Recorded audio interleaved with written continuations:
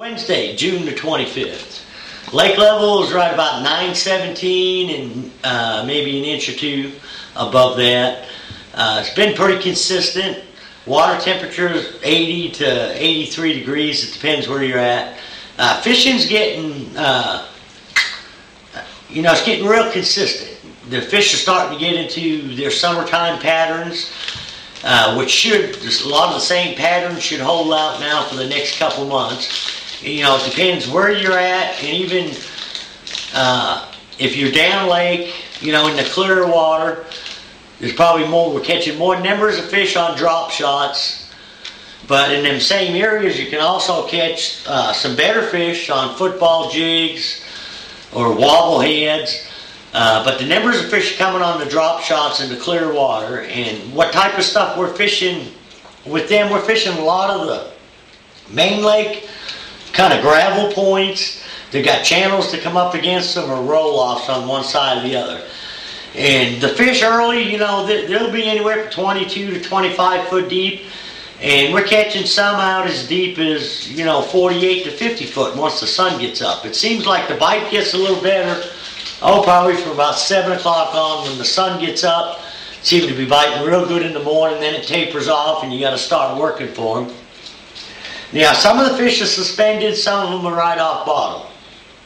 I haven't been catching a lot of fish over deep suspended trees, like 70 or 80 foot of water, where the treetops come up to 30, and that's something that'll start getting a little better. Most of the fish we've been catching have been out off these gravel points, and I may be fishing in 50 foot of water, but some of the fish will be 30 to 35 foot deep.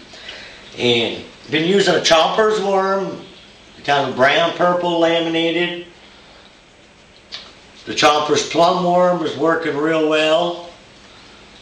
And I've got some hand pours that Danger Close makes up. Just about any little 4-inch finesse worm will work. And even some of the like watermelon red, watermelon candy worms will work as well. But I've been doing a little bit better with the darker colors, with the plums or the brown purple laminated. And I've been fishing it on 6-pound line with a 1/4 ounce drop shot weight.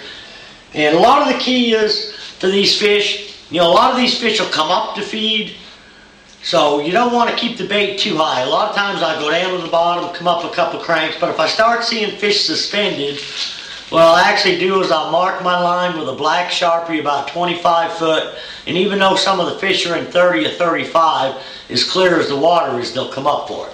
So I've been trying to keep my bait at that 20, 25 foot range. And you got to move around quite a bit. I mean, if you're not getting bit, just kick the trolling motor in gear and high and mosey around the flats until you start seeing some fish.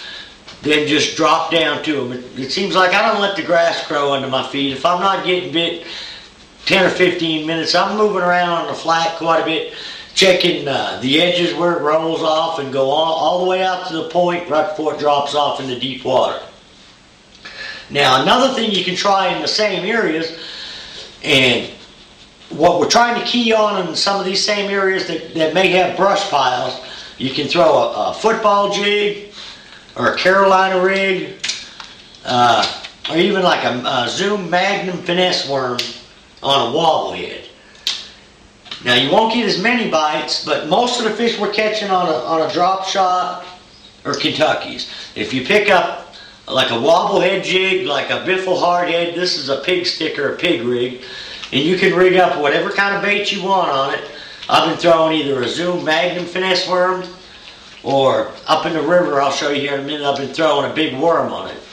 And the football jigs is, peanut butter jelly, green pumpkin with purple flash has been working good. And I'll usually throw a 5/8 ounce. And like I said, I'm not getting as many bites, but we're getting a little bit better fish on the jig, and I'll keying in on the brush piles. We'll fish some of the same areas that we're fishing on the drop shot, but we'll key on the drops or the roll-offs or the brush piles that are in them areas. And like I say, this pattern's going to kind of hold out throughout the summer. Fish may move out a little bit deeper, but that thermocline's starting to set up about 25 feet, which should hold pretty steady from 25 to 30 feet throughout the summer. Now the up in the river arms, we're catching more largemouth, and those fish are, you know, kind of getting set up on what we call the drops or the roll-offs. A lot of these big gravel flats where a channel comes up against it. Some of them are on bluff ends, where you got a channel on one side and then a flat on the other.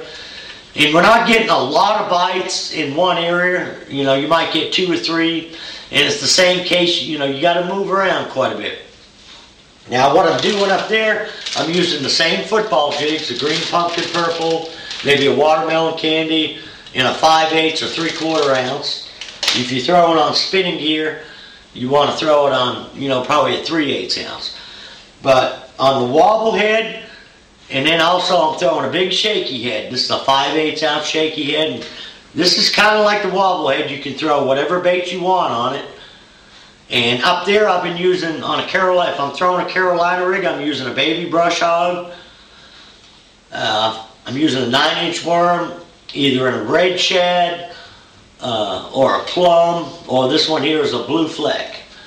And setting the boat in anywhere from 25 to 30 foot, and a lot of these fish seem to be 12 to 18, some as deep as 20 foot. Now that's on the worm, the Carolina rig, the wobblehead. You can even throw like a biffle bug or a strike king rage craw will work good on this. The crankbait, I hadn't been doing real well on it. You know, like a Strike King Series 6. I've been throwing it quite a bit, but I think whenever they start generating water, the crankbait bite will pick up. Most of the bites I've been catching, or the fish I've been catching up in the river arms, seem to be bottom related. So either the big worm or jig or Carolina rig. As far as the real shallow bite, I hadn't fished real shallow the past week or so. But I have been up against the bank in front of some of the bushes, you know, retrieving baits. And there are some good largemouth up there shallow in the bushes and around them. I just haven't had the opportunity to get in there and fish for them. We've been fishing more structure fish. But, you know, with the water temperature like it is, the bluegill, there's still some bluegill spawning.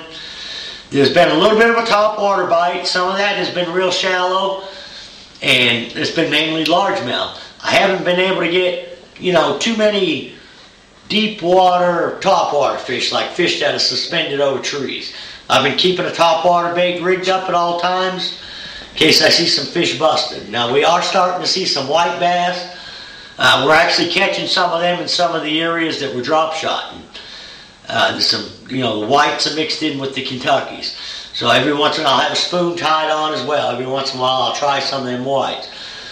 Also, talking about a spoon, we have been catching some fish around boat docks, and the type of boat docks we want to fish or key on, they're in kind of like the main lake creek. Some are on the main lake points, but it seems like you got to have 30 to at least 60 foot of water out on the ends of the dock, and the last 2 or 3 stalls are usually the best. And we're flipping either a ½ ounce or 3/4 ounce white spoon into the stalls, letting it go down about 15 to 20 foot, sometimes 25, and working it back out real aggressively. A lot of times you can get them fish that are suspended underneath them docks to bite a spoon, not because they're, you know, wanting to feed. That spoon is moving so fast, you're just getting more of a reaction bite. But like I say, these patterns I'm talking about will be things that'll be working throughout the summer. And you know, now that these fish are getting moved back out on their summertime areas and points, they'll be a little bit more consistent from day to day. Now, you might be able to find them all the time. They don't always bite. So a lot of times what I'll do is I'll take 5 or 6 spots, make milk runs. A lot of it's just getting to the right spot at the right time when the fish are fired up. And another thing you kind of want to keep in mind, if you get a fish to bite, usually it's getting that school fired up. So if at all possible, as soon as one person gets a bite, you want to keep everybody else's baits in the water or get your bait back down there as quick as you can. Sometimes it only lasts a couple minutes, the school gets fired up. Sometimes it'll last several minutes. So whenever you catch a fish, get ready. You should catch another one. They're starting to group up pretty good. The exception to that is the fish up in the river. they don't seem to be grouped up. And when you get them fired up, I mean, there doesn't seem to be big numbers of them on certain areas yet, but they should get out there as the water gets a little warmer and we get further in the summer. So, till next week, good luck, good fishing.